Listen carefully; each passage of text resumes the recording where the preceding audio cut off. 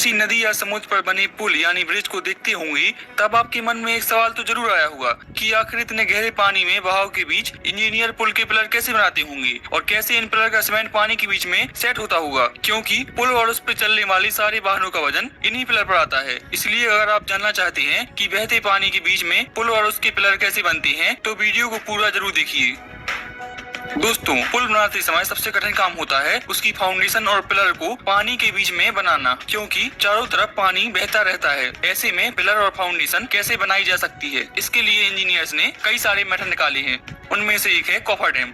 Coffer dam एक steel का temporary structure होता है जो कि कई सारी स्टील पायल से मिलकर बना होता है। अगर आपने कभी मकान को बनते देखा होगा तो आपने यह चीज तो जरूर देखी होगी जो सपोर्ट के लिए उपयोग की जाती है। यह भी एक प्रकार का पायल ही होता है। ठीक इसी प्रकार कई सारे स्टील पायल से मिलकर कॉफर डैम बना होता है।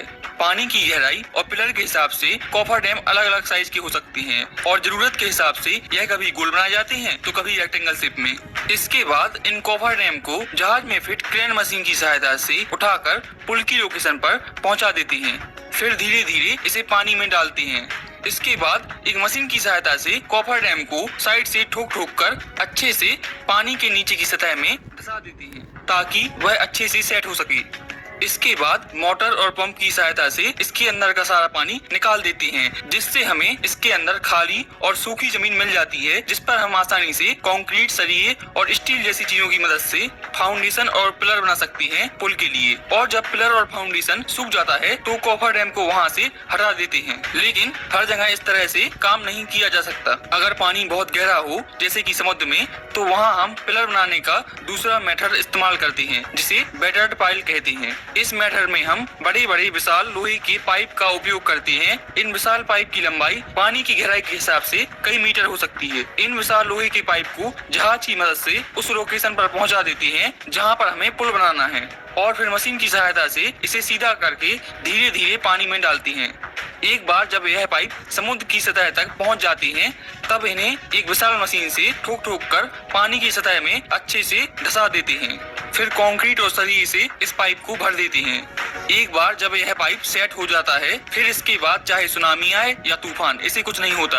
अब पानी के बीचों बीच एक मजबूत और ठोस फाउंडेशन रेडी है जिस पर हम आसानी से पुल बना सकते हैं। एक बार जब पुल का फाउंडेशन और पिलर बन जाता है तो उसके साथ साथ पुल के ऊपरी रोड वाले हिस्से का काम भी शुरू कर देते हैं। पुल के ऊपरी हिस्से को कई सारे बड़े बड़े ब्लॉक को आपस में स्टील और कंक्रीट की सहायता से जोड़कर बनाया जाता है। जब यह ब्लॉक जुड़ जाते हैं तब इन पर रोड का काम किया जाता है। तो इस तरह से बनते हैं यह अद्भुत पुल जो हमारी जिंदगी को बहुत ही आसान बना देते हैं। वीडियो अच्छी लगी हो तो लाइक करें और चैनल को सब्सक्राइब करें। बोगीबिल सेतु, भागलपुर बिहार में गंगा पर बना विक्रमशिला सेतु, लिस्ट काफी लंबी है। दोस्तों, ये सभी इंजीनियरिंग के वो बेजोड़ नमूने हैं जिन्हें बहती नदी या समंदर के ऊपर बनाया गया है। इनमें से कई पुलों को आपने भी जरूर देखा होगा, कभी न कभी उसके ऊपर से सफर भी किया होगा। आपने कभी गौर किया होगा कि ये सभी पुल नदी या समंदर के पिलर्स के सहारे टिके रहते हैं। लेकिन क्या आपने कभी ये सोचा है कि आखिर वो कौन सी ट्रिक है जिसकी मदद से पानी के भीतर इन पिलर्स को खड़ा किया जाता है जो अपने ऊपर लाखों टन वजनी पुल का भार उठाए रहते हैं। रोजाना हजारों लाखों टन गाड़ियों का बोझ बिना उफ किए सहते रहते हैं। चलिए जवाब हम आपको देते हैं कि आखिर बहती नदी के बीच इन पुलों को कैसे बनाया जाता है।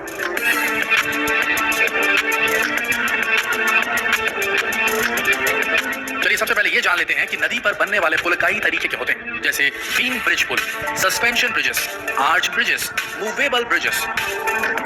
दोस्तों, इंजीनियरिंग डिजाइन के बेस पर ब्रिज को कई कैटेगरीज में बांटा जा सकता है। ब्रिज का कंस्ट्रक्शन भी लोकेशन के आधार पर किया जाता है, यानी एक ही टाइप का ब्रिज हर लोकेशन पर बनाना पॉसिबल नहीं, इसलिए जगह के हिसाब से ही ब्रिज बनाए जाते हैं। आमतौर पर पानी के ऊपर ब्रिज बनाना जमीन पर पुल बनाने से कहीं ज्यादा मुश्किल होता है। नदियों या समंदर में पिलर वाले पुल बनाने के लिए पहले कुछ अहम बातों पर ध्यान दिया जाता है, जैसे पानी की गहराई, पानी के बहने की स्पीड, पानी के नीचे की मिट्टी की क्वालिटी, ब्रिज बनाने पर पड़ने वाला भार और ब्रिज बनने के बाद उस पर चलने वाली गाड़ियों का वजन।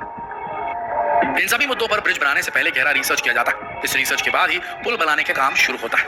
ऐसा नहीं है कि नींव डालने का काम सिर्फ इमारत बनाने के दौरान ही होता है। दरअसल पानी पर पुल बनाने के लिए भी नींव डाली जाती है और पूरे प्रोजेक्ट के आधार पर नींव को लेकर भी पहले ही प्लान बना लिया जाता है। वैसे पानी के बीच में रखी जाने वाली नींव को कॉफर डैम कहते हैं। ये कॉफर डैम एक तरीके से ड्रम के जैसे होते हैं, जिन्हें क्रेन या पोकलैंड मशीनों की मदद से पानी में एकदम बीच में फिट कर दिया जाता है। इन कॉफर डैम्स को स्टील की बड़ी बड़ी प्लेट्स के जरिए बनाया जाता है।